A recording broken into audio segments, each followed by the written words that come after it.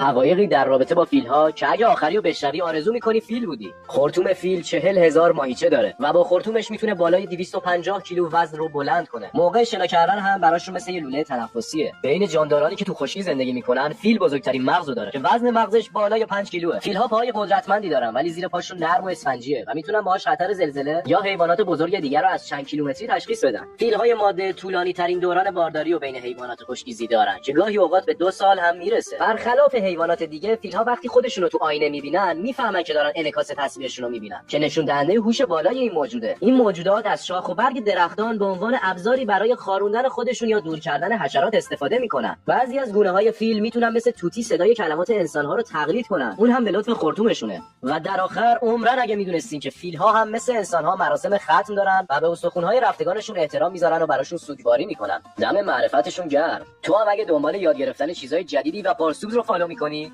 دم تو هم گرم.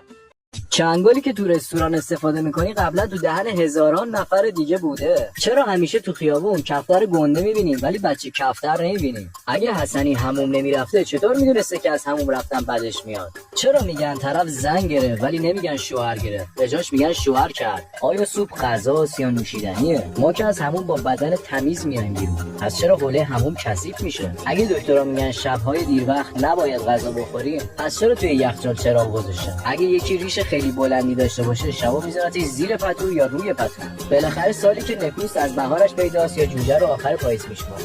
برای دانستنی‌ها و سرگرمی‌های جالب پیج منو دنبال کن.